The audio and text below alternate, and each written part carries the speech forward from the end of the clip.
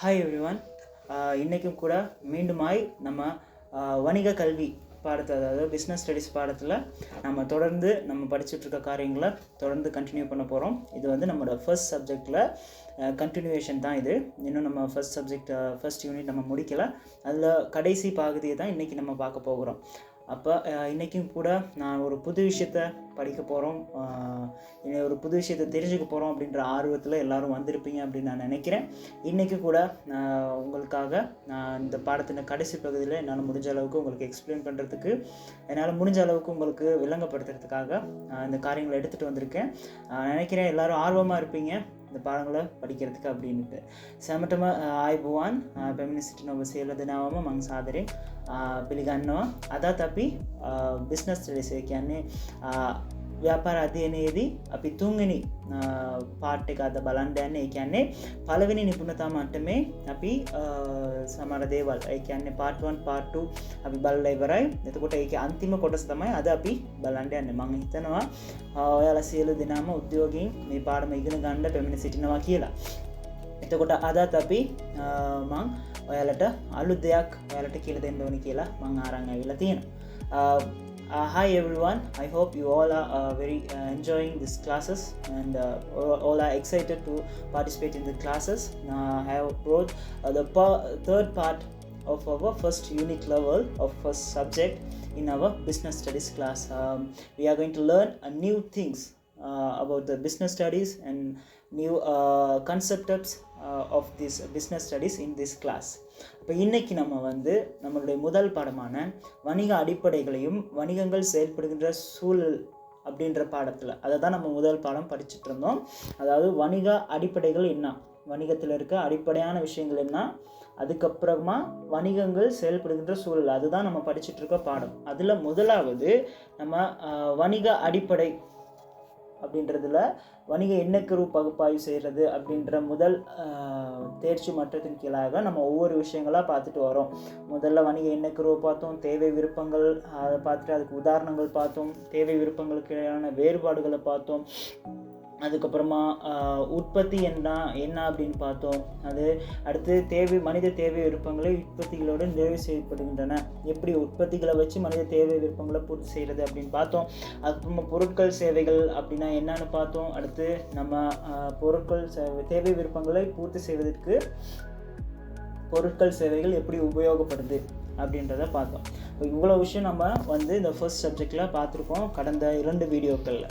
இப்போ இன்றைக்கி நம்ம அதில் கடைசி பகுதி மீதமாக இருக்கிற காரியங்களை இன்றைக்கி நம்ம வீடியோவில் நம்ம பார்க்க போகிறோம். එතකොට අපි පළවෙනි පාඩම තමයි ව්‍යාපාරයේ පදනම හා ව්‍යාපාර ක්‍රියාත්මක වන පරිසරය ගැන විමසීම තමයි අපි පළවෙනි පාඩම. එතකොට අපි මුලින්ම ව්‍යාපාරයේ තියෙන පදනම, ඒ කියන්නේ මූලිකම දේවල් මොනවද, ඒ යටතේ තියෙන ව්‍යාපාරයක් කියන්නේ මොකක්ද, ඒක යටතේ තියෙන මූලිකම පදනම් දේ මොනවද කියලා අපි බලාගෙන ඉන්නේ මේ ක්ලාස් එකේදී. එතකොට අපි මේ පන්තියේදී අපි කලින් බැලුවා ව්‍යාපාර සංකල්පය කියන්නේ කොහොමද, ඒක කොහොමද හඳුන්වන්නේ කියලා බැලුවා. ඊට පස්සේ අවශ්‍යතා හා ඕමනාවන් නිදසුන් අපි පාවිච්චි කරලා ඒක පැහැදිලි කරන්නේ කොහොමද කියලා බැලුවා. ඒ වගේම අවශ්‍යතා ඕමනාවන් අතර තියෙන වෙනස්කම් කොහොමද අපි පැහැදිලි කරන්නේ කියලා බැලුවා. ඊට පස්සේ නිෂ්පාදිත කියන්නේ මොකද්ද, ඊට පස්සේ භාණ්ඩ හා සේවාවන් කියන්නේ මොකද්ද කියලා බැලුවා. ඊට පස්සේ භාණ්ඩ හා සේවාවන් තියාගෙන කොහොමද මේ මිනිස් අවශ්‍යතාවයන් හා ඕමනාවන් ටික අපි සපුරා ගන්න කියන ටික අපි මෙතෙක් කල් අපි බලාගෙන ආවා මේ පාඩමේදී. එතකොට අද අපි ඊතුරු දේවල් තමයි අන්තිම හරිය අපි මේ ක්ලාස් එකේදී සාකච්ඡා කරන්න යනවා. I hope you all understand our first subject is inquires the basis of business and the environment in which it operates. This is our first subject. We are discussing about the basics of business studies. We have discussed the basics of business in our previous videos. For that we have discussed introduce the business concept, how we can introduce a business as a concept. We have discussed about that and explain the needs and wants using examples, and compares the needs and wants providing examples and the differences between needs and wants, and compares the goods and services. And after that we have learned how we can fulfill the needs and wants of a human using goods and services. Today we are going to discuss about the exciting unit objectives of this subject in our today class. அப்போ இன்றைக்கி நம்ம பார்க்க போகிற விஷயங்கள் போகிறதுக்கு முன்னாடி நம்ம ஏற்கனவே படித்த பாடங்கள் உங்களுக்கு ஞாபகத்தில் இருந்தால் தான் இப்போ நான் சொல்லிக் கொடுக்க போகிற அந்த விஷயங்கள் உங்களுக்கு புரிஞ்சு கொள்ளக்கூடியதாக இருக்கும். அப்போ நேரம் கிடைக்கும்போது அந்த விஷயங்களை திருப்பி மெமரைஸ் பண்ணிக்கோங்க. அது ஞாபகத்தில் வச்சுக்கிட்டிங்கன்னா நம்ம தொடர்ந்து போகும்பொழுது நான் எல்லாத்தையும் மறுபடியும் ஃபஸ்ட்லேருந்து ரீகப் பண்ணிட்டு போனால் நம்மளுக்கு நேர பிரச்சனை இருக்கிறனால என்னால் ஃபுல்லாக அதை திருப்பி ரீகப் பண்ணிவிட்டு கிளாஸ் ஸ்டார்ட் பண்ண முடியாது. நேரம் அதிகமாக செலவழியுது அப்படி செய்யும் பொழுது. அதனால் நீங்கள் கொஞ்சம் அதை ஞாபகத்தில் வச்சுட்டிங்கன்னா நம்ம புது விஷயங்களை படிக்கும் பொழுது நம்ம ஏற்கனவே படித்த விஷயங்களை லிங்க் பண்ணி பார்த்துக்கிறதுக்கு உங்களுக்கு இலகுவாக இருக்கும். එතකොට මට මේ පාඩම් පටන් ගන්න කලින් කියන්න දෙයක් තමයි දැන් මට පසුගිය ක්ලාස් වල උගන්වපු දේවල් ආපහු මුලින් ඉඳලා පැහැදිලි කරලා අලුත් පාඩමකට ගියොත් මෙතන වෙලාව නාස්ති වෙන එක වැඩි. එතකොට මට හැමදාම එහෙම කරන්න බෑ අපිට වෙලාව අඩු නිසා. එතකොට ඔයාලා ටිකක් ඒක මතක තියාගත්තොත් අපි කලින් මොනවද ඉගෙන ගත්තේ ඒ concept ටික ඔයාලා මතක තියාගත්තොත් මට ලේසි අලුත් පාඩම් වලට ඔයාලට උගන්වලා දෙන්න. එතකොට අපිට එතන වෙලා නාස්ති වෙන එක අඩු කරගන්න පුළුවන්. Before starting the lesson I have to tell something to all of you that I can't recall the subjects as we have learned in previous class in a short time because it will be takes more time in our class. Because of that I can't do it and every day because we have a 1 hour little time. I have to finish the subject in this time, so I can't do that all time. It's better you all memorize those things we have learned in the previous classes. If you have in your knowledge, it will be helps to continue our subjects in further. அப்போ இன்னைக்கு நம்ம பார்க்க போகிற முதல் விஷயம் அப்படின்னா நம்ம வணிகம்னா என்னன்னு பார்த்துட்டோம். வணிகத்துக்கு என்ன கரோ அதை எப்படி விளங்கப்படுத்துறது அப்படின்றத நம்ம ஏற்கனவே நம்முடைய கிளாஸ்களில் நம்ம பார்த்துருக்கோம்.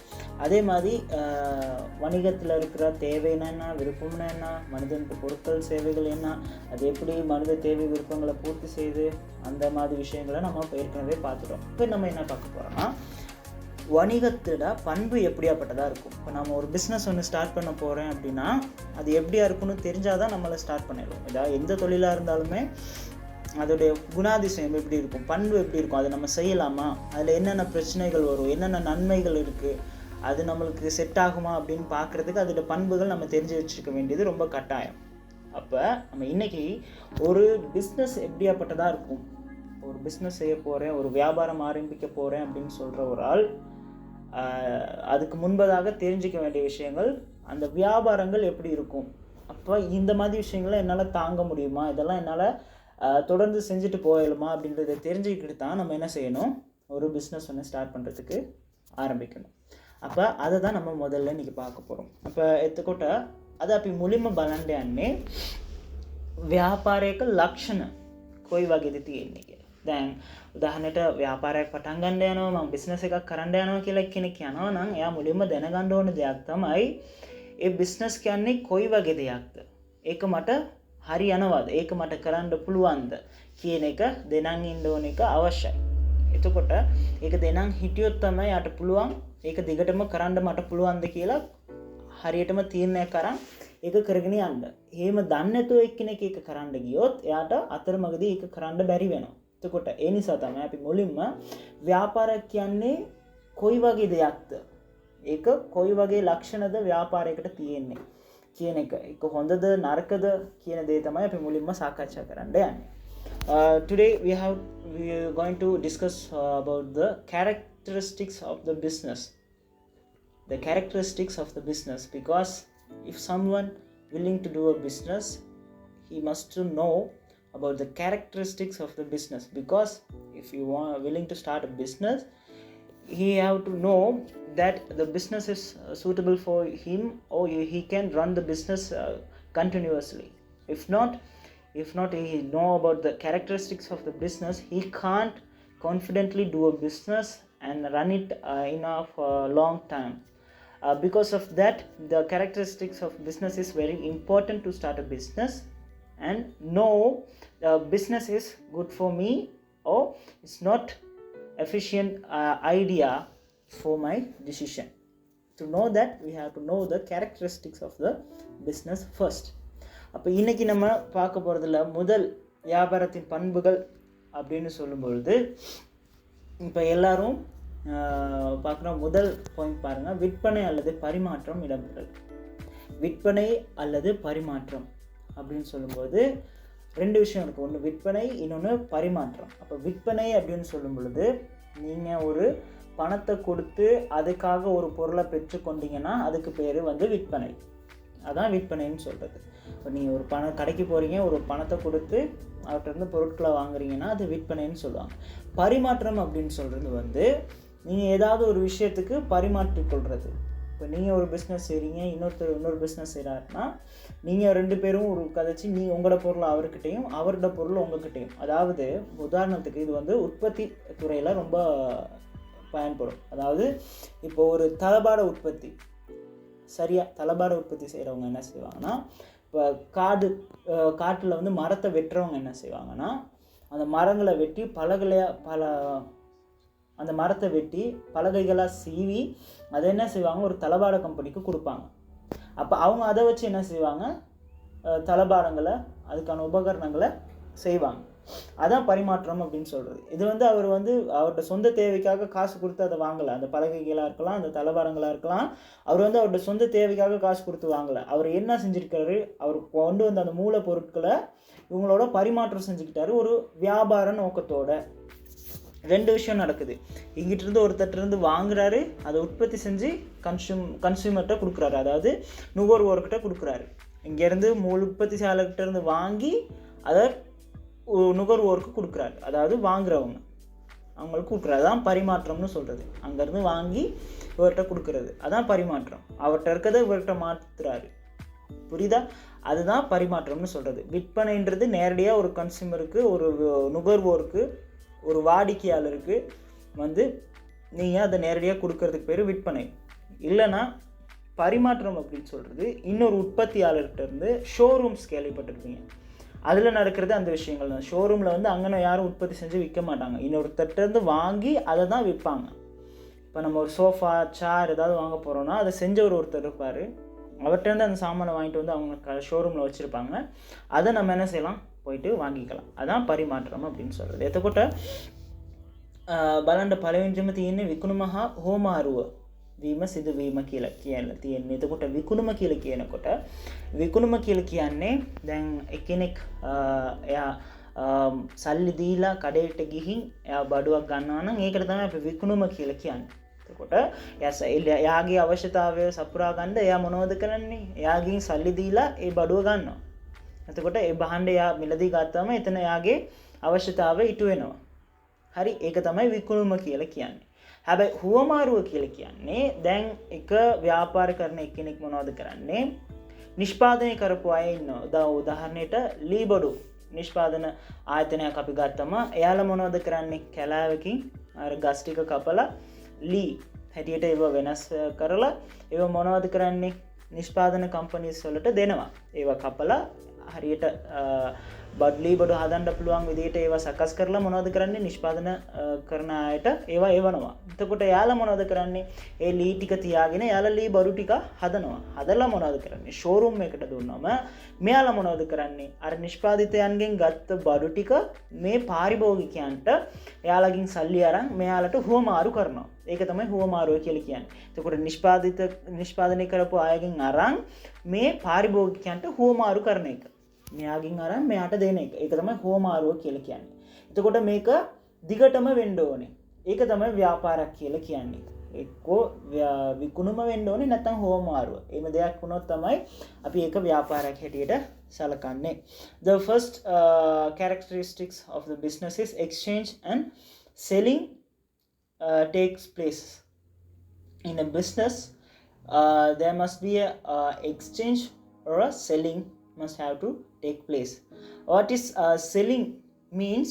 If a consumer going to a shop and pay for a good or pay for a product and he got the product or good to his personal use, it's called selling.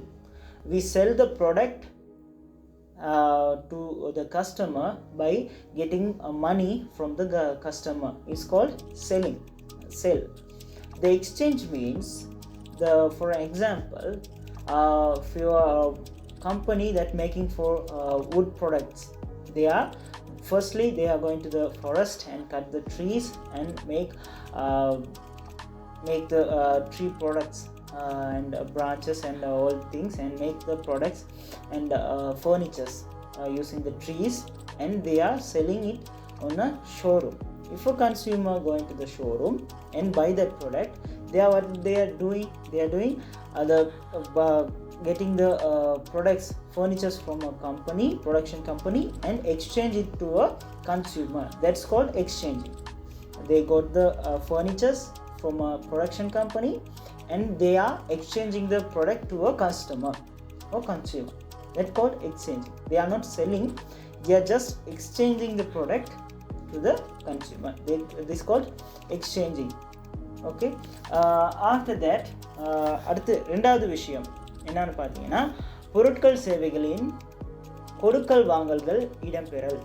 அப்போ பொருட்கள் சேவைகளின் கொடுக்கல் வாங்கல்கள் இடம்பெறணும்னா, பொருட்கள் சேவைகள் கைமாற்றப்படுறதை தான் அவங்க சொல்கிறாங்க. ஒன்று ஒரு பொருளை நம்ம விற்கணும், இல்லைனா ஒரு சேவையை நம்ம விற்கணும். ஒரு பொருளோ சேவையோ நம்ம விற்கப்படலைன்னா அது ஒரு வியாபாரம் இல்லை. சும்மா ஒரு பொருட்களை என்ன செய்யணும், ஒன்று விற்கணும் இல்லைன்னா கொள்வனவு செய்யணும், அதான் வியாபாரம். கொடுக்கல் வாங்கல்கள்னு அப்படின்னு சொல்லும் பொழுது, அதை பொருட்களுக்கு பதிலாக நம்ம காசை வாங்குகிறோம், இல்லாட்டி ஒரு சேவையை வாங்குகிறோம், அதான் கொடுக்கல் வாங்கல்கள் அப்படின்னு சொல்லப்படுது. දෙවෙනි එක භාණ්ඩ හා සේවා ගනුදෙනු සිදුවීම. භාණ්ඩ සේවා ගනුදෙනු සිදුවීම කියලා කියනකොට එතන හුවමාරුවක් වෙන්න ඕනේ අනිවාර්යයෙන්. භාණ්ඩයක් හෝ සේවාවක් එතන හුවමාරු වුණේ නැත්නම් ඒක අපිට ව්‍යාපාරයක් හැටියට කියන්න බෑ. එතන හුවමාරු කියනකොට සල්ලි වලට වෙන්න පුළුවන්, නැත්නම් සේවාවක් භාණ්ඩ වලට වෙන්නත් පුළුවන්. ඒකට එතන ගනුදෙනු කියලා කියනකොට මෙයා එකක් දීලා ඒකෙන් තව දෙයක් ලබා ගන්න එක. ලාභය ගන්න. ඒකට තමයි අපි භාණ්ඩ හා සේවා ගනුදෙනු සිදුවීම කියලා කියන්නේ. The second characteristics of the business is transaction of goods and services take places. The transaction of goods and services means if a business has to take place as transaction of goods and services. It means we have to exchange goods and services into money or another goods and services. It calls the transaction. Transaction means we are exchanging something into to the goods and services. That's called transaction of goods and services. அடுத்து மூன்றாவது விஷயம் பார்த்தீங்கன்னா, தொடர்ச்சியாக கொடுக்கல் வாங்கல்கள் இடம்பெறும். இது ரொம்ப ரொம்ப முக்கியம், தொடர்ச்சியான கொடுக்கல் வாங்கல். இப்போ நீங்கள் ஒரு பைக் கார் வச்சுருக்கீங்க. அப்போ நீங்கள் என்ன செய்றீங்க, உங்களோட ஃப்ரெண்டுக்கோ இல்லாட்டி இன்னொருத்தருக்கோ அதை செகண்ட் ஹேண்டில் இல்லாட்டி யாருக்கு சரி விற்கிறீங்க. சரி, அப்போ பாருங்கள், மேலே நடந்த ரெண்டு விஷயமுமே இருக்குது. என்ன, நீங்கள் விற்றுருக்கீங்க, அப்போ அங்கே விற்பனை நடந்திருக்கு. பொருளை கொடுத்துட்டு காசை வாங்கியிருக்கீங்க, அது விற்பனை. அதே மாதிரி பொருட்கள் சேவை, காருன்றது பைக்குன்றது ஒரு பொருள், அதை நீங்கள் விற்றுருக்கீங்க. சரியா, அதை விற்று காசு எடுத்துருக்கீங்க. அப்போ அது மேலே உள்ள ரெண்டு இதுவுமே இருக்குது. அதனால அது ஒரு வியாபாரமா? இப்போ நீங்கள் ஒரு ஃப்ரெண்டுக்கு ஒரு காரோ பைக்கோ நீங்கள் விற்கிறீங்க, இல்லாட்டி ஃப்ரெண்டோ இல்லாட்டி இன்னொரு நபராக கூட இருக்கலாம், அவருக்கு உங்ககிட்ட இருக்க பைக்கையோ காரையோ நீங்கள் விற்றுருக்கீங்க. அப்போ அது ஒரு வியாபாரமானு கேட்டால் கிடையாது. வியாபாரம் அப்படின்னு சொன்னால் அது தொடர்ச்சியாக நடந்துக்கிட்டே இருக்கணும். ஒரு நாள் மட்டும் நீங்கள் விற்றுட்டு எடுத்தீங்கன்னா அதுக்கு பேர் வியாபாரம் கிடையாது. சரியா, வியாபாரம் எப்படியா இருக்குன்னா, அது தொடர்ச்சியாக ஒவ்வொரு நாளும் அதை செஞ்சுக்கிட்டே இருக்கணும், அதான் வியாபாரம். நீங்கள் ஒரு நாள் மட்டும் செஞ்சுட்டு விற்றீங்கன்னா அதுக்கு பேர் வியாபாரம் இல்லை. சரியா, அதான் மூணாவது ரொம்ப முக்கியம், தொடர்ச்சியான கொடுக்கல் வாங்கல்கள் இருக்கணும். பொருட்கள் சேவைகளை விற்பனை இல்லாட்டி பரிமாற்றமாக இருக்கணும். அது எப்படியா இருக்கணும், தொடர்ச்சியாக நடந்துட்டு இருக்க விஷயமா இருக்கணும். இது கூட බලන්න තුන්වෙනි එක ගනුදෙනු අඛණ්ඩව සිදුවීම. අඛණ්ඩව සිදුවීම කියන එක ගොඩාක් වැදගත් දෙයක්. දැන් උදාහරණයට ඔයා ගාව බයික් එකක්, කාර් එකක් මොකක් හරි තියෙනවා නම් ඒක ඔයාගේ යාළුවෙක්ට උනත් නැත්නම් තව එක්කෙනෙක්ට ඔයා විකුණනවා. එතකොට ඒක ව්‍යාපාරයක්ද? ඇයි, පළවෙනිට අපි කියපු කාරණාවන් දෙකම තියෙනවා. විකුණුම හා ඕමාරුව සිදුවීම කියනකොට එතන විකුණුම වෙලා තියෙනවා. ඔයා විකුණලා තියෙන්නේ, ඒක නිකන් දුන්නේ නැහැ. ඒ වගේම භාණ්ඩ හා සේවාව ගනුදෙනු සිදුවීම. එතන ගනුදෙනුවක් සිදු වෙලා තියෙනවා. භාණ්ඩ, කාර් කියන්නේ, බයික් කියන්නේ භාණ්ඩයක්. එතකොට ඒක ඕමාරුවක් එතන සිද්ධ වෙලා තියෙනවා. ඒ නිසා ඒක ව්‍යාපාරයක්ද කියලා අහුවොත් ඒක ව්‍යාපාරයක් නෙමෙයි. එයි, ඒක තමයි තුන්වෙනි එක. ව්‍යාපාරයක් කියනකොට ඒක අඛණ්ඩව සිදු වෙන්න ඕනේ. දිගටම ඒක කරගෙන තියෙන්න ඕනේ. හැමදාම එම විකුණලා එම ඕමාරුවක් කරගෙන එම් බාණ්ඩ සේවාව ගනුදෙනු කරගෙනම ඉන්න ඕනේ. එතකොට තමයි ඒක අපි ව්‍යාපාරයක් හැටියට සලකන්න පුළුවන්. The third one is very important. Continuous transaction will take places. Continuous transaction means, for an example, if you have a bike or car, you are selling it to a friend or neighbor or someone else. You are selling the product to someone, but because of that it not be a business. Why? The previous two conditions are accepted. First one is exchanging the selling, exchange or selling, you are selling the product. First one is ticked. And the transaction the goods and services, second one also ticked, because you are transacting the good to a friend or someone else. The first two reasons are ticked. Because of that it not will be a business, because business should be have a continuous transaction. It must have to take place a continuous transaction. Then only we can call that as a business. இப்போ நான்காவது விஷயம் பார்த்தீங்கன்னா லாபத்தினால் ஊக்கப்பட வேண்டும். அடுத்து நட்டையிடர் காணப்படுதல், விருப்பங்களை அடுத்து நட்டையிடர் காணப்படுதல். நாலாவது அஞ்சாவது பாருங்க, லாபத்தினால் ஊக்கப்படணும். அதே மாதிரி சந்தோஷமாக இருக்கும் இதை கேட்கும்போது. லாபத்தினால் ஊக்கப்படணும் அப்படின்னு சொல்லும்போது அது எல்லாருமே செய்வாங்க, அது யாரும் வேணாம்னு சொல்ல மாட்டாங்க. லாபம் ஒன்று கிடைக்குதுன்னா அந்த யாரும் வேணாம்னு சொல்ல மாட்டாங்களே, திருப்பி அந்த பிஸ்னஸ் செய்வாங்க. ஆனால் அதை தொடர்ந்து வரதை பாருங்கள், நட்டையிடர் காணப்படல். எப்படி நீங்கள் ஒரு பிஸ்னஸ் செய்யும்போது அதில் லாபம் வர்றதுக்கான வாய்ப்புகள் அதிகமாக இருக்கோ, அதே அளவுக்கு அதுக்கு ஈக்குவலாக நட்டம் வர்றதுக்கான வாய்ப்புகளும் காணப்படுது. அப்போ நீங்கள் பிஸ்னஸ் ஆரம்பிக்கும்போது நான் லாபத்தை சம்பாதிக்க போகிறேன்ற மைண்ட் செட்டில் மட்டும் பிஸ்னஸ் செஞ்சிங்கன்னா உங்களால் பிஸ்னஸை செஞ்சுட்டு போக முடியாது. நீங்கள் கொஞ்ச நாள்லேயே அதை குவிட் பண்ணிடுவீங்க. ஏன்னா ஒரு சின்ன நட்டம் வந்தோடனே நீங்கள் அதை விட்டுட்டு வந்துடுவீங்க. நீங்கள் வியாபாரம் ஒன்று ஸ்டார்ட் பண்ண போகிறதுக்கு முன்னாடி என்ன மைண்ட் செட்டில் போகணும் அப்படின்னு சொன்னால், ஓகே அதில் நட்டமும் வரும் லாபமும் வரும், ரெண்டையும் தாங்கக்கூடிய ஒரு மனநிலைமையில் நீங்கள் போனீங்க தான் உங்களால் அந்த வியாபாரத்தை தொடர்ந்து செஞ்சுட்டு போக முடியும். அதான் 4வது 5வது விஷயத்தில் சொல்லப்பட்டிருக்கு. லாபத்தினால் ஊக்கப்பட்ட அதே நேரம் நட்டையிடர் வரும்பொழுது அதை தாங்கக்கூடியதாகவும் இருக்கணும். அப்போ தான் ஒரு நல்ல ஒரு பிஸ்னஸை செஞ்சுட்டு போக முடியும். එතකොට 4වෙනි එකත් 5වෙනි එකත් බලන්න, ලාභයෙන් අභිප්‍රේරණය වීම, ඒ වගේම අවදානමක් තිබීම. එතකොට මේ 4වෙනි එක කියවනකොට හැමෝටම සතුටක් ඇති. ඒයි ලාභයෙන් අභිප්‍රේරණය වීම කියන එක හැමෝම කරනවා. අභිප්‍රේරණය වීම කියලා කියනකොට ඒකේ ඒ කියන්නේ සානුබල ගන්නවා කියන එක තමයි. ඒ කියන්නේ යා කැමැති ලාභයක් ගන්න සියලු දෙනාම කැමැති. හැබැයි ඊළඟ එක තමයි ඔක්කොටම අමාරු. ඒ කියන්නේ අවදානමක් තිබීම. ඒ කියන්නේ ප්‍රොෆිට් එකක් තියෙන විදිහටම ඒකට සමානවම ලොස් එකකුත් තියෙනවා ව්‍යාපාරයක් කරනකොට. එතකොට අවදානමක් නැති ව්‍යාපාරයක් ලෝකෙ කොහෙවත් නැහැ. එතකොට ඔයා ව්‍යාපාරයක් කරන්න යනවා නම් ඔයා ලාභය උපයන අරමුණකින් විතරක් ගිහින් මදි. ඔයා ලෑස්ති පිට ඉන්න ඕනේ අවදානමක් ආවොත් ඒකට මුහුණ දෙන්න. ඔයා ලාභය විතරක් බලාපොරොත්තු වෙලා ව්‍යාපාරයක් පටන් ගත්තොත් ඔයා අතරමඟදී පොඩි අවදානමක් දැක්කම ඔයා ඒක නතර කරලා එනවා. එතකොට එහෙම නැතුව ඔයා ව්‍යාපාරයක් කරන්න යනවා නම් ඔයා දෙකම ඔයාගේ සිතේ තියාගන්න ඕනේ දෙයක් තමයි ලාභය තියනවා වගේම අවදානමකුත් තියෙනවා කියන එක. ඒක තමයි මේ 4වෙනි එකත් 5වෙනි එකත් අපිට සඳහන් කරලා දෙන්නේ. The fourth one and fifth one is motivated by the profit and has a risk. Fourth one is favorite for you all of us, because we have like to earn profit, earn money. We all motivated by the profit, not will be a problem. But the fifth one is every business should have a risk. It is a must for every business. Every business has a risk. You have to consider before starting a business, you have to focus on the profit and the loss also. If you only focus on the profit, you will put the business in a short period, because every business has a risks also. You have to be ready to face the profit and the risk also. Then only you can run the business to a long period. The fourth one and fifth one is conveying that every business have a profit and the risk also. We have to be ready for both of them. அடுத்து 5வது 6வது பாருங்க, விருப்பங்களை தோற்றுவித்தல், அடுத்து அது வந்து ஒரு பொருளாதார கர்மமாக இருக்கணும், அது கட்டாயம். விருப்பங்களை தோற்றுவிக்கிறது அப்படின்னு சொல்லும்பொழுது நம்ம ஏற்கனவே பார்த்தோம். ஒரு சிஸ்டர் டவுட் வேறு கேட்டிருந்தீங்க, விருப்பங்களை தோற்றுவிக்கிறதுனா என்ன அப்படின்ட்டுன்னு.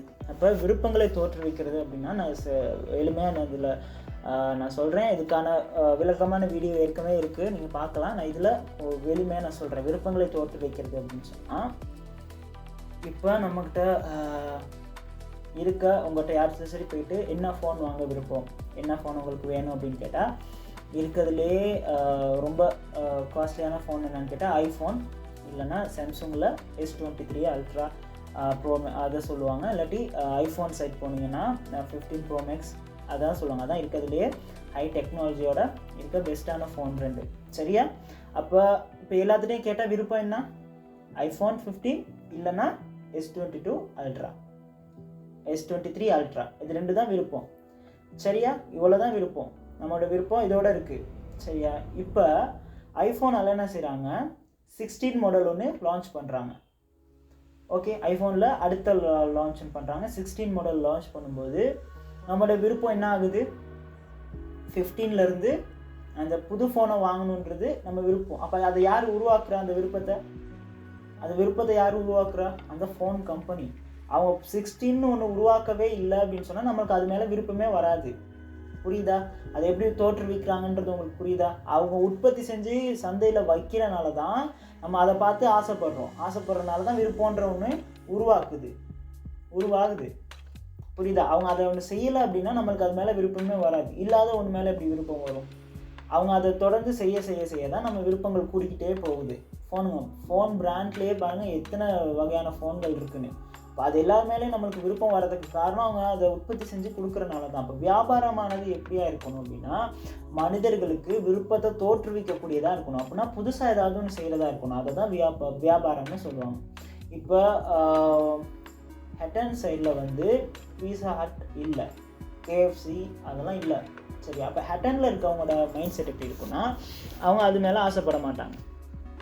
அவங்க ஒரு டவுனுக்கு போனாங்கன்னா, இப்போ நம்ம போனோன்னா போயிட்டு ஒரு ஹோட்டலில் சாப்பிட்டு, ஒரு சைவ ஹோட்டலாக இல்லாட்டி ஏதாவது ஒரு ஹோட்டலில் சாப்பிட்டு வரோன்றது தான் எங்களோட விருப்பம். ஏன்? அங்கே பீஸா ஹட்டோ KFCயோ இல்லை.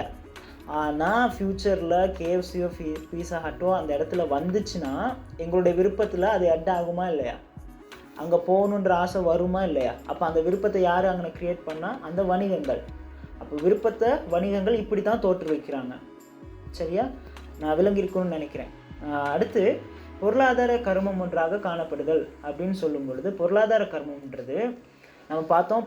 மனிதன் பொருளாதார நடவடிக்கைனா என்னன்னு பிஸ்னஸில் எக்கனாமிக்ஸில் நம்ம பார்த்தோம். பொருளாதார நடவடிக்கைனா என்ன? மனிதனுடைய தேவை விருப்பங்களை பூர்த்தி செய்கிறதுக்காக அவன் எடுக்கிற எல்லா விஷயமே பொருளாதார நடத்தைன்னு சொன்னோம்.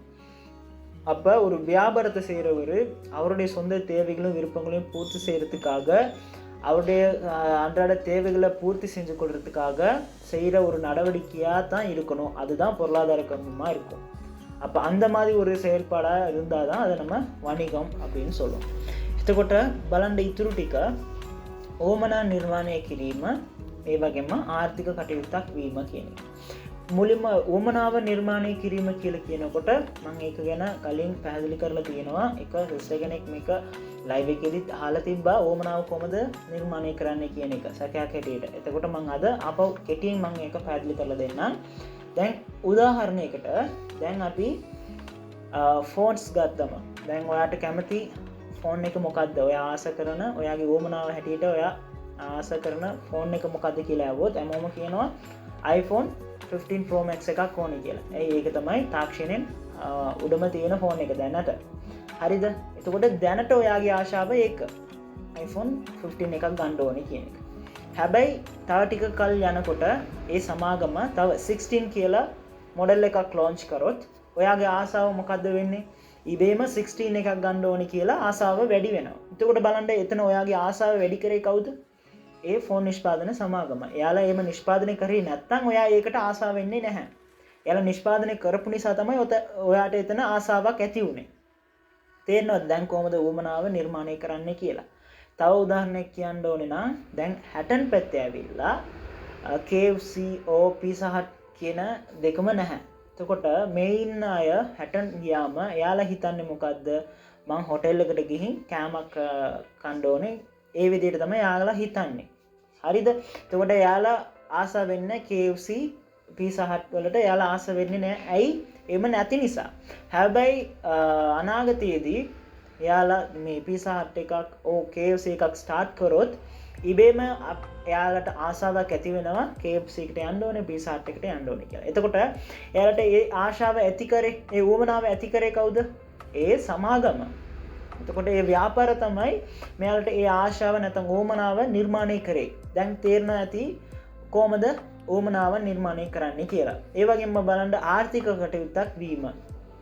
අපි ඉකොනොමික්ස් වල බැලුවා ආර්ථික මිනිසුන්ගේ ආර්ථික හැසිරීම කියන්නේ මොකක්ද කියලා. හැසිරීම කියලා කියනකොට එයාගේ අවශ්‍යතාව හා උවමනාව ඉටු කර ගැනීම සඳහා මිනිස්සේ කරන ඕනෑම දෙයක් අපිට ආර්ථික කරන හැම දෙයක්ම අපි ආර්ථික හැසිරීම කියලා ඉගෙන ගත්තා. එතකොට ඒ විදිහටම තමයි දැන් ව්‍යාපාර කරන කෙනෙක් එයාගේ අවශ්‍යතාවය හා උවමනාව ඉටු කරගන්න ඒ සිතුවිල්ලෙන් ව්‍යාපාර කරොත් තමයි ඒක අපි ව්‍යාපාරයක් හැටියට සලකන්නේ. The last two things are creates wants and economic activity. The create wants means what's the meaning of create wants? One sister asked the doubt. This has a doubt in our previous live video. I have explained it in our previous video also. You can refer that video, and I am going to explain it in a little bit in this class also. Creating wants means, for an example, if someone asks you what phone is you want, you will tell iPhone 15 Pro Max because that's the high-end phone in nowadays. It's the high quality and high technical phone in nowadays. It's then now your want is iPhone 15. After sometimes, if the Apple company launch iPhone 16, your want will be automatically changed into iPhone 16 because they created the want. They launched the phone, then you will want for that, even you like to buy that phone also. Then think about that, who created that need or who created the want? By the company, by the business. Another example for that, in Hatton area there is no Pizza Hut or KFCs available. So in this people's mindset is, if they go to the Hatton, they want a Pizza or KFC because there is no chance to buy Pizza or KFC chickens. But in the future, if they build or start a company KFC or Pizza Hut in Hatton, automatically the people's mindset will be changed into that they need to buy them. If they go to the Hatton, they will definitely want Pizza or KFC. Now think, who created the want? Before starting that company, the people didn't want Pizza or KFC. After they started the company, then only the people want to buy them. Then think about that, who created that want? The business. The second one is an economic activity. We have already learned about that economic behavior of a human. What is the economic behavior of a human in our economics class? What is the economic behavior of human means? The activities that take stand to fulfill a human wants and needs are called as a economic behavior. Like that, a business should be a activity to fulfill human wants and needs. It's called economic activity. Then only we can tell like that this is a business. இப்போ இந்த விஷயங்கள் தான் வணிகத்தின் பண்புகள் அப்படின்னு நம்ம பார்த்தோம். அடுத்து நம்ம பார்க்க போகிறது வணிகம் ஒன்றின் பிரதான கருமங்கள். வணிகம் ஒன்றிற்கு காணப்படுகிறதான பிரதான கருமங்கள்னா வணிகங்கள் என்னென்ன செய்து அப்படின்றத பார்க்க போகிறோம். வணிகங்கள் என்னென்ன காரியங்களை செய்ய போகுது அப்படின்றத நம்ம பார்க்க போகிறோம். அப்போ வணிகம் ஒன்றுக்கு இருக்கிற கருமங்கள் பிரதானமான 2 விஷயங்கள். இதில் 2 லைனில் சொல்லப்பட்டிருந்தாலும் ரெண்டுமே ரொம்ப ரொம்ப ரொம்ப முக்கியமான விஷயங்கள். பாருங்க, முதலாவது மனித தேவை விருப்பங்களை நிறைவு செய்தல், 2வது வளங்களுக்கு பெருமதி சேர்த்தல். ரெண்டுமே ரொம்ப கொஞ்சம் பெரிய எண்ணக்கருக்கள் தான். சரியா, நான் எக்ஸ்பிளைன் பண்ணுறேன் பாருங்கள். மனித தேவை விருப்பங்களை நிறைவு செய்கிறதுனா நம்ம வணிகம் அப்படின்னா என்னன்னு பார்த்தோன்னா லாப நோக்கமற்ற மனித தேவை விருப்பங்களை பூர்த்தி செய்ய தேவையான பொருட்கள் சேவைகளை உற்பத்தி செய்தல், விநியோகம் செய்தல், அதனுடன் தொடர்பான இணை செயற்பாடுகள் எல்லாத்தையும் தான் நம்ம வணிகம் அப்படின்னு படித்தோம். அப்போ நம்ம மனித தேவைகளை பூர்த்தி செய்கிறதுக்கு தான் வணிகம்ன்ற ஒன்றே ஆரம்பிக்கப்பட்டுச்சு. அப்போ அதை பூர்த்தி செய்யலைன்னா வணிகமே இல்லை. அது புரியுதா? அப்போ அதோட பிரதான கர்மம் மனித தேவை விருப்பங்களை பூர்த்தி செய்கிறது தான். லாபம் அதெல்லாம் செகண்டரி திங்ஸ் தான். முதல்ல எதுக்கு வணிகம்னு ஒன்று ஆரம்பிக்கப்பட்டுச்சு? அது ஆரம்பிக்கப்பட்டதுக்கான காரணமே மனிதனுடைய தேவை விருப்பங்களை பூர்த்தி செய்கிறதுக்காக தான். மனித தேவை விருப்பங்களை பூர்த்தி செய்யலைன்னா வணிகம்ன்ற ஒன்றே தேவையில்லை. சரியா? එතකොට අපි දෙවෙනියට බලන්න යන කාරණාව තමයි ව්‍යාපාරයක ප්‍රධාන කටයුතු දෙකකි. කියන්නේ ව්‍යාපාරයක කටයුතු වල ගොඩක් තියෙනවා. හරිද? හැබැයි ඒකෙන් ප්‍රධානම දේවල් තමයි මිනිස් අවශ්‍යතා ඕමනාවන් සපුරාලීම, ඒ වගේම සම්පත් වලට අගය එකතු කිරීම. එතකොට අපි කලින්ම ව්‍යාපාරයක් කියන්නේ මොකද්ද කියලා බලනකොට අපි ඒ නිර්වචනයම බැලුවා.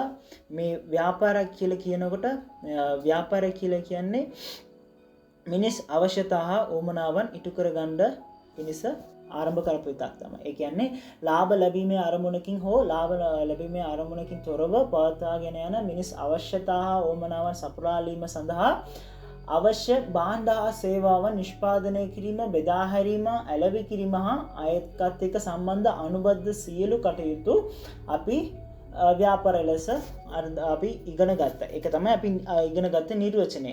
එතකොට හිතන්න ඒ වගේ නැතුව හරි ඒක තමයි ඒකේ මූලිකම කාර්යයන් දෙක. මිනිසුන්ගේ අවශ්‍යතා හා ඕමනාවන් ඉටු කරන එක තමයි ව්‍යාපාරයක මූලිකම කටයුතු වන්නේ. එතකොට ඒක යාලා ෆුල්ෆිල් කරේ නැත්නම්, ඒක යාලා හරිගස්වේ නැත්නම් ඒක ව්‍යාපාරයක් හැටියට අපිට කියන්න බෑ.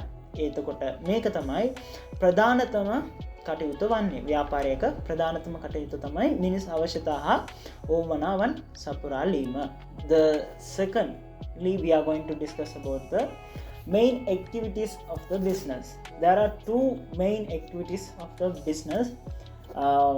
There will be more activities excepting these tools, but these tools are the main activities. Okay, please understand, activities is different, main activities is different. These are the main activities. After that we are going to discuss about the activities of the business. Those are different, daily routine, but the main activities are fulfillment of needs and wants and adding value to the resources. We are going to discuss about these two things in our this session. First one is fulfilling human needs and wants. What's called that?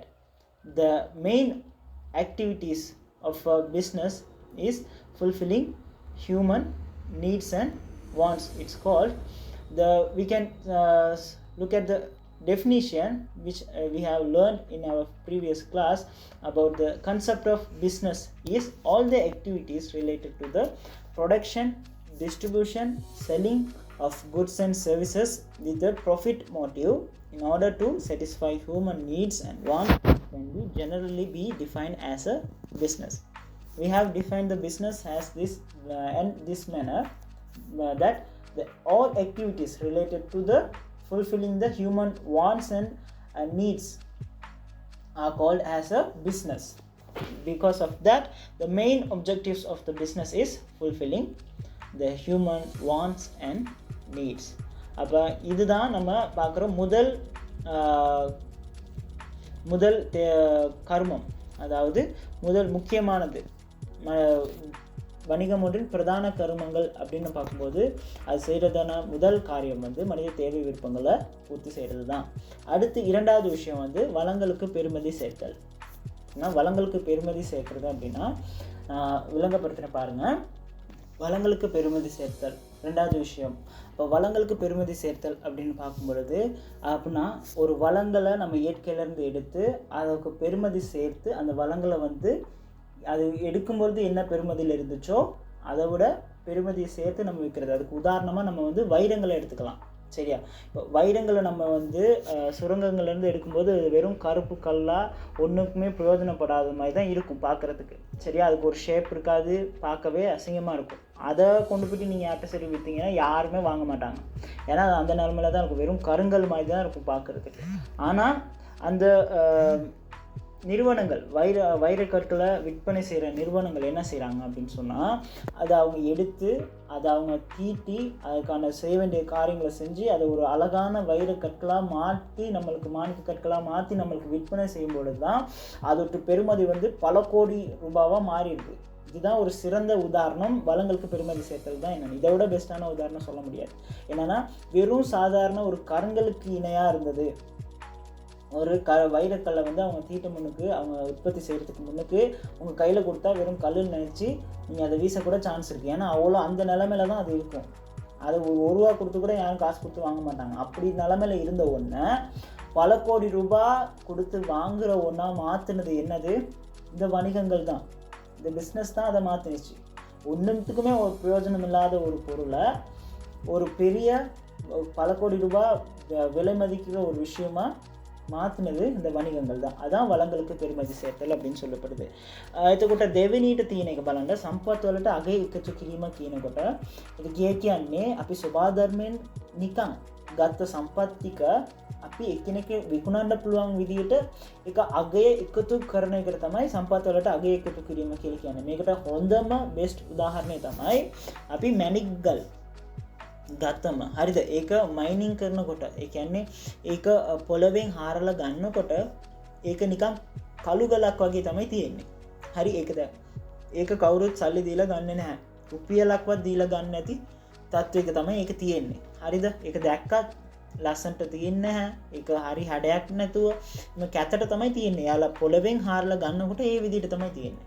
හැබැයි යාලා මොකද කරන්නේ? නිෂ්පාදනය කරනකොට ඒවා හරියට සකස් කරලා හරි හැඩයක් රූපයක් දීලා දැක්කම ඇට්‍රැක්ට් කරන විදිහට ඒක හදලා ඒවා ඔක්කොම දැම්මට පස්සේ ඒකේ මිල කෝටි ගණන් වටින දෙයක් විදිහට වෙනස් වෙනවා. එතකොට ඒක තමයි සම්පත් වලට අගය එකතු කිරීම කියලා කියන්නේ.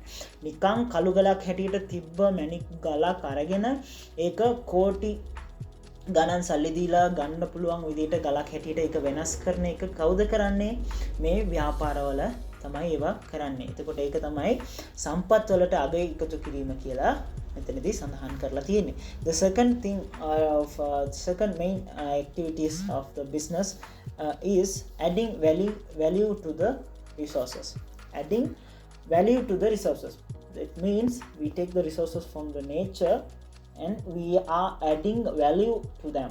For the best example for this to explain is stones. Stone means diamonds. The best example for this is diamonds. We got the diamond from the land as just a stone, like a black stone. We got them as a stone, and in that stage anyone won't be pay for that because it's very ugly. At the first stage of they are getting from the mining from the land, it will be a very ugly situation, ugly stage. Anyone will be pay for that. It's like just a black stone. After that they process the stone into a diamond and change it to a diamond. It will be cost millions of dollars and millions of cost. After they change the stone into a diamond, it will be take price into million and a billion, like that. That's the best example for value adding to the resources. For like that, every resources we can example it, many of them like that. In that manner the business are adding value to the resources. அப்போ இந்த ரெண்டு விஷயங்கள் தான் ஒரு வணிகத்தின் பிரதான கர்மங்களா இருக்கு. அப்போ இன்னைக்கு வந்து நம்ம ரொம்ப சிம்பிளாக ரொம்பவே நோட்ஸ் குறைவாக தான் இருக்குது. ஆனால் எக்ஸ்பிளைன் பண்ணது தான் கூட டைம் போயிடுச்சு. ரொம்பவே குறைவு. வணிகத்தின் பண்புகள் என்னன்னு பார்த்தோம். வணிகம் ஒன்றுக்கு என்னென்ன பண்புகள் இருக்குது, வணிகம் ஒன்றுக்கு என்னென்ன பண்புகள் இருக்குது, அதை எப்படி நம்ம வணிகம் அப்படின்னு சொல்கிறதுக்கு என்னென்ன இருக்குது. அப்போ பிஸ்னஸ் ஒன்று ஆரம்பிக்க போகிறோன்னு சொல்கிறவங்க இந்த விஷயங்களை கட்டாயம் கவனத்தில் கொள்ளணும்.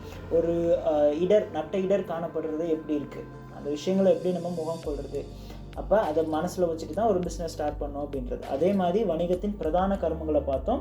வணிகம் ஒன்றின் சாதாரண கர்மங்கள் என்னென்னு நம்ம அடுத்த கிளாஸில் நம்ம பார்ப்போம். இதுக்கு இன்னும் எனக்கு ஒரு கிளாஸ் வேணும் இந்த ஃபர்ஸ்ட் யூனிட்டை முடிக்கிறதுக்கு. அப்போ வணிகம் ஒன்றின் பிரதான கர்மங்கள் மட்டும்தான் இன்றைக்கி நம்ம பார்த்துருக்கோம். மனித தேவை விருப்பங்களை நிறைவு செய்கிறது, அதே மாதிரி வளங்களுக்கு பெருமதி சேர்க்கிறது. அப்போ இந்த 2 விஷயங்கள் தான் பிரதானமான விஷயங்களாக நம்ம இன்றைக்கி பார்த்த விஷயங்கள். එතකොට අද අපි බැලුවේ ව්‍යාපාරයක ලක්ෂණ මොනවද කියන එක. එතකොට ව්‍යාපාරයක අපි බැලුවා ඒ කියන්නේ ලාභ වෙන දේවල් තියෙනවා. ඒක දිගටම වෙන දෙයක් වෙන්න ඕනේ. ඒ කියන්නේ ලාභ විතරක් බලාපොරොත්තු වෙගෙන අපිට බිස්නස් එකක් කරන්න බෑ කියලා අපි සාකච්ඡා කරා. අද නෝට්ස් ගොඩාක් අඩුයි. හැබැයි පැහැදිලි කිරීම තමයි වැඩියෙන්ම තිබ්බේ. එතකොට මම හිතනවා ඔයාලට පැහැදිලිව ඒක වටහා ගන්න පුළුවන් කියලා. ඊට පස්සේ අපි බැලුවා ව්‍යාපාරික ප්‍රධාන කටයුතු දෙකක් තියෙනවා. එකක් තමයි මිනිස් අවශ්‍යතා හා උවමනාව සපුරාලීම, ඒ වගේම සම්පත් වලට අගය එකතු කිරීම කියලා. මේකට අමතරව තවත් කටයුතු තියෙනවා. ඒ වගේම අපි තව ක්ලාස් එකක අපි බලමු. මට තව ක්ලාස් එකක් ඕනේ මේක මේ ෆස්ට් නිපුණතා මට්ටම ඉවර කරන්න.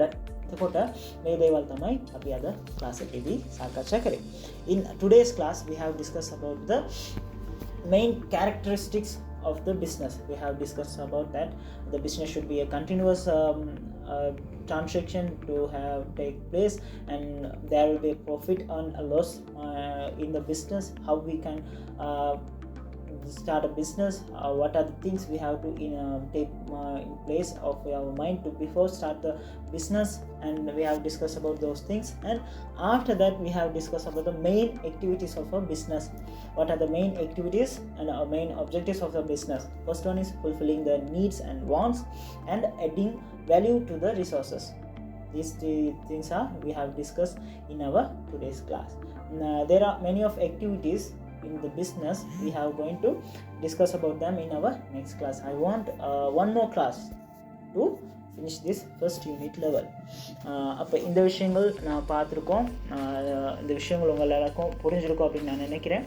உங்கள் எல்லாத்துக்கும் சொல்ல வேண்டிய இன்னொரு விஷயம் என்னென்னா, எனக்கு சில விஷயங்கள் இப்போ நீங்கள் டவுட்ஸாக கேட்குற விஷயங்களை இந்த மாதிரி நான் யோசித்த விஷயம், இந்த மாதிரி நம்ம ஃபேஸ்புக்கில் நம்ம அதை பற்றி பேசாமல் யூடியூப்பில் ஒரு ஷார்ட்ஸாக இல்லாட்டி எக்ஸ்பிளைன் பண்ணுற மாதிரி யோசிச்சிருக்கேன். அதனால் ஜோசுவா யூனிவர்சிட்டி அப்படின்ற பேரில் யூடியூப்பில் சேனல் இருக்குது. நீங்கள் அதை போய்ட்டு எல்லாருமே சப்ஸ்கிரைப் பண்ணி வச்சுக்கோங்க. அப்போ உங்களுக்கு ஏதாவது டவுட்ஸ் இருந்துச்சுன்னா நான் சின்ன ஒரு ஷார்ட் வீடியோவாக இல்லாட்டி ஒரு அனிமேஷன் யூஸ் பண்ணி நான் எனக்கு செய்யலாம். ஏன்னா இவ்வளோ பெரிய வீடியோவில் அனிமேஷன்ஸ் அதெல்லாம் யூஸ் பண்ண போனால் அதுக்கு ரொம்ப டைம் எடுத்துக்குது. அப்போ அதனால தான் நான் செய்கிறது கொஞ்சம் கஷ்டமாக இருக்குது. இதே நான் ஒரு சின்ன வீடியோனால் எனக்கு அது செய்கிறதுக்கு டைம் இருக்கும், செய்யவும் லேஸாக இருக்கும். அப்போ டவுட்ஸ் ஏதாவது இருந்துச்சுன்னா நான் கரெக்டாக யூடியூப்பில் தனியாக அதுக்குன்னு ஒரு ஷார்ட்ஸ் வீடியோவாகவோ இல்லாட்டி ஒரு சின்ன ஒரு 5 நிமிஷம் வீடியோவாகவோ நான் அதுக்கு போட்டு எனக்கு எக்ஸ்பிளைன் பண்ணிடலாம். அதனால் எல்லோரும் மறக்காமல் அந்த சேனலை சப்ஸ்கிரைப் பண்ணி வச்சுட்டிங்கன்னா நான் ஏதாவது புதுசாக அப்டேட் ஏதாவது கொடுக்குறேன்னா அதில் உங்களுக்கு அப்டேட்ஸ் பார்த்துக்கலாம். கம்யூனிட்டி போஸ்ட் ஏதாவது போடும்போது உங்களுக்கு அதில் ரெஃபரன்ஸ் பண்ணிக்க லேஸாக இருக்கும். තව දෙයක් මම කියන්න ඕන දෙයක් තමයි අපිට YouTube channel එකක් තියෙනවා. එතකොට ඔයාලා අහන සමහර ප්‍රශ්නවලට සැකයන් වලට මට මේ වගේ ලොකු වීඩියෝ එකක් මම එක්ස්ප්ලেইন කරන්න ගියොත් ඒකට ඇනිමේෂන් එකක් මොකක් හරි පාවිච්චි කරන්න මට බැරි වෙනවා. ඒක ලකේ මෙච්චර ලොකු වීඩියෝ එකකට මම ඇනිමේෂන් එකක් කරන්න ගියොත් ඒක රෙන්ඩරින් වෙන්න ඒක වීඩියෝ එක සකසලා ඉන්න ගොඩාක් වෙලා ගන්න නිසා ඒක ටිකක් අමාරුයි. එතකොට ඔයාලා අර YouTube channel එකට subscribe කරලා තියාගත්තොත් ඔයාලා අහන ප්‍රශ්න සැකවලට මට පුළුවන් කෙටි වීඩියෝ එකක් විදියට, ෂෝට්ස් එකක් විදියට නැත්නම් කෙටි විනාඩි 5ක වීඩියෝ එකක් විදියට ඒක ඇනිමේෂන් පාවිච්චි කරලා ඒක එක්ස්ප්ලেইন කරලා දෙන්න. ඒ නිසා හැමෝම ඒකට subscribe කරලා තියාගන්න. මට එතකොට මොකක් හරි post එකක් දාන්න ඒ වගේ දේවල් වලට මට ඒක ලේසි ඇති. Before ending the class, I have to tell one thing. We have a YouTube channel name called Jehosuva University. I am requesting you all to subscribe to this channel because if you ask any doubts regarding our lessons, it's difficult to explain using animation or another things in this kind of a long video. It takes more time to render this video regarding the while the editing. Because of that, I thought that I can explain it in the YouTube using a short video or 5 minutes or 6 minutes video in a YouTube. It will be more easier to make animations of such things in YouTube. Because of that, I am requesting you all to subscribe that channel, and it will be easy to convey any post or community post in the YouTube. அப்போ இன்றைக்கி நம்ம இந்த பார்த்த விஷயங்கள் போதும். கொஞ்சமாக இருந்தாலும் இது விலகிக்க கொஞ்சம் கஷ்டமான விஷயங்கள்ன்றனால தான் கொஞ்சமான விஷயங்கள் எடுத்தேன். அப்போ இந்த விஷயங்கள் இன்றைக்கி நம்ம கிளாஸில் போதும். அதனால் இன்றைக்கி நம்ம இதோட நம்ம கிளாஸை முடிச்சுக்கலாம். තැංකයු. එතකොට අද අපි පොඩි දෙයක් නෝට්ස් ගොඩාක් අඩුවෙන් තිබ්බත් මේ ටිකක් වටහා ගන්න අමාරු දෙයක් නිසා තමයි මම මෙච්චර කෙටියෙන් මම අරන් ආවේ. ඒකට මම හිතනවා අද කියලා දුන්න දේවල් ඔයාලට තේරිලා ඇති කියලා. එතකොට අපි තවත් ක්ලාස් එකේදී හම්බෙමු. Thank you. Today I have bring very short notes in today's class because the concepts are very difficult to understand. That's why it's a small subject to today's class.